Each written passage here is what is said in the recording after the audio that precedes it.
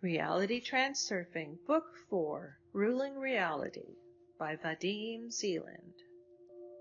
Chapter 1, Dancing with the Shadows. Everything happens to spite you. Everything happens to spite you. Generally, the fact that Murphy's Law exists is rather strange, don't you think? Why, for what reason does the world behave in this nasty way? Or is it just guesswork and prejudice? Not really. The tendency is definitely there, and there is no escaping that fact. Fortunately, the Transurfing model not only uncovers the reason behind such irregularity, but also explains how to avoid it. The Transurfing rule works without fail, freeing anyone who follows it from numerous problems of unknown origin. As soon as you let go and stop holding the world at its throat, the world immediately becomes friendly and obedient. Let me repeat that. As soon as you let go and stop holding the world at its throat, the world immediately becomes friendly and obedient. But if you won't let go, you will walk around like a magnet, drawing everything of opposite nature to yourself. However, the law of bad luck is not all there is to it. As soon as opposites meet, their confrontation tends to further aggravation. The well-known law of the unity and struggle of opposites, the meaning of which is in its nature, has already turned into a school of knowledge. The Volga River empties in the Caspian Sea, and the Mississippi into the Gulf of Mexico, but it is not quite so simple. Let's ask ourselves the question, why does this law actually exist? We have already uncovered the cause of an omnipresent unity of opposites. By bringing opposites together, equilibrium forces restore balance. Then why are opposites always in a state of continuous struggle? You would think it should be the other way around. Two opposite forces collide, extinguish each other, and calm down. But no, opposites continue to anger each other until they get into a fight. And if you don't pull apart the bullies, it will continue forever. You needn't go far to get examples. You yourself can confirm that the world gets on your nerves every now and then.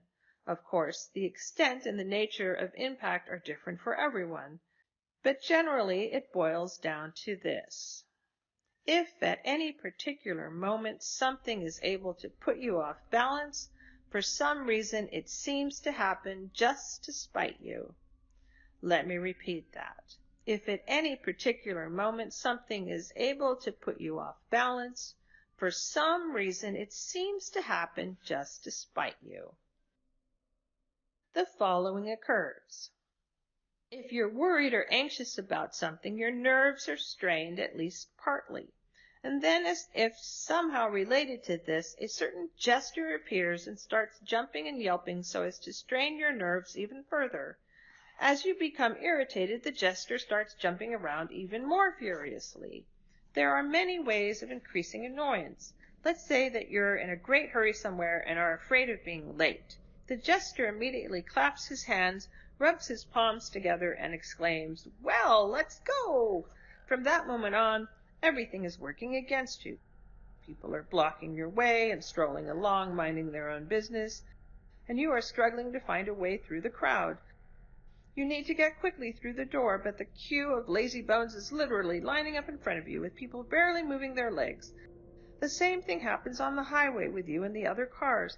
It's as if everyone has conspired against you on purpose. Of course, you can assign some of this to perception. When you are in a hurry, it seems as if the whole world is slowing down around you. But there are also obvious signs. The elevator or your car breaks down, the bus is late, there is a traffic jam building up on the road. In these cases, it immediately seems more like ill-intentioned objectivity. There are plenty of other examples. If you are worried about something and are tense, the people around you will start doing the very things that annoy you, and they will do them just when you would have liked to be left in peace. Children start going completely hog wild, even though they were very quiet just before. Someone next to you will begin champing and swallowing loudly. All types of people get under your feet and pester you with their problems. Obstacles keep bugging you everywhere you go. If you're waiting for someone impatiently, you'll get to wait a long time before they arrive. If you don't want to see anybody, somebody will definitely show up, and so on. And this outside pressure intensifies as your annoyance grows. The stronger your tension, the more the people around you bother you. But here is an interesting fact. They are not behaving like this deliberately. It doesn't even occur to them that their behavior could cause somebody grief. What then causes them to behave in such a way? There are generally a lot of blanks in the psychology of the unconscious. As strange as it may sound, in most cases people are driven by subconscious motives. But even that is not as amazing as the fact that the driving force that shapes unconscious motives is not inside the human psyche, but it is external to it. Let me repeat that. The driving force that shapes unconscious motives is not inside the human psyche, but is external to it. This force is represented by invisible but real energy information entities, which are created by the thought energy of living beings and are called pendulums. A lot has been said about pendulums in the first book on Transurfing. They always appear in places where you can get a good haul from conflict energy. However, you shouldn't assume that these entities are able to conspire and realize conscious intention. Pendulums, like leeches, can sense polarization as an irregularity in the energy field and try to bite into it. But that is not the most horrible thing. The most terrible thing is that not only do they gulp down conflict energy, but they also somehow make people behave in a way that will make them generate even more conflict energy. Let me repeat that. The most terrible thing is that not only do they gulp down conflict energy, but they also somehow make people behave in a way that will make them generate even more conflict energy. They do everything they can do so that energy keeps overflowing. Pendulums pull people by invisible strings, and people obey as if they were puppets. It is not yet clear exactly how pendulums manipulate people's motivation, but they do so quite effectively. A person's clear consciousness is inaccessible to pendulums, but they can easily do without that. The subconscious will do just fine. As a rule, everyone is to a varying degree sleeping awake. We do many things automatically in a relaxed manner, without being soberly aware of what is going on.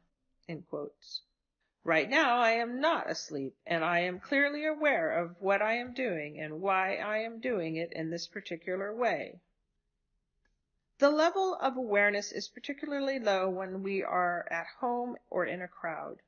When we are at home in private, the need for enhanced self-control is low, and for that reason we behave in a relaxed manner, almost dozing off.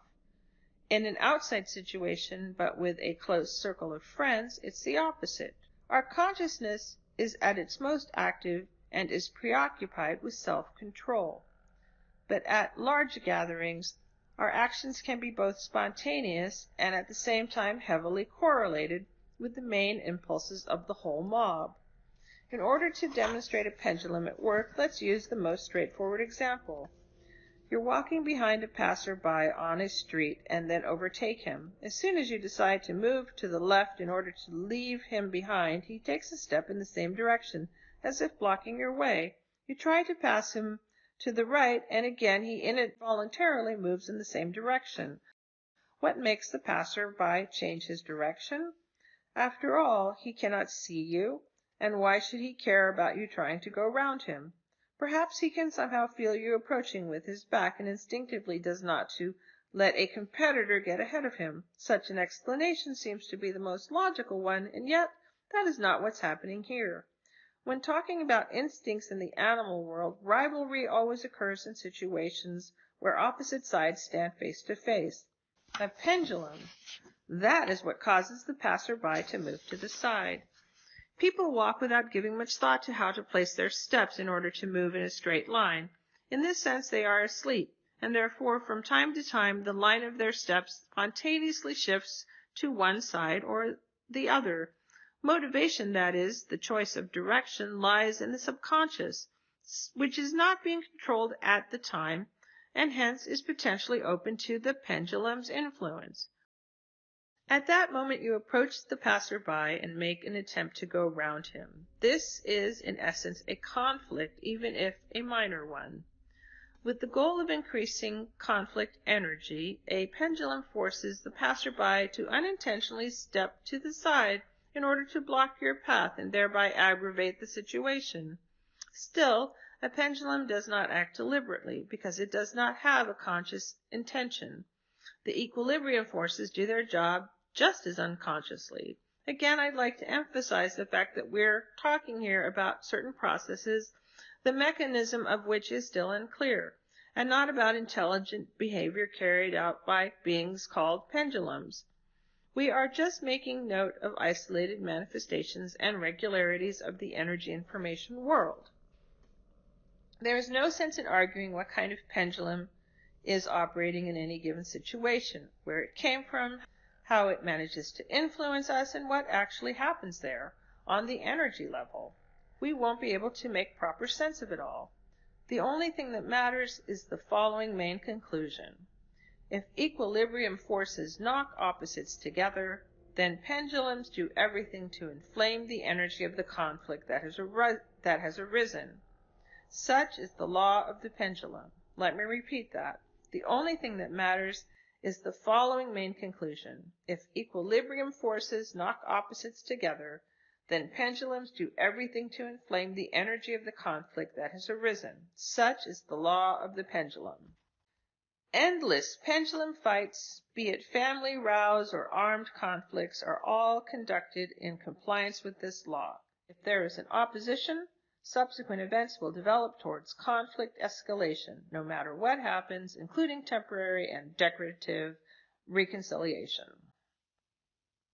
Where the pendulum law is at work, a rational mind has no power. That is exactly the reason why the actions of separate individuals, as well as whole countries, are often beyond any common sense. In conflict situations, people's motives are in the power of a pendulum. Let me repeat that. In conflict situations, people's motives are in the power of a pendulum.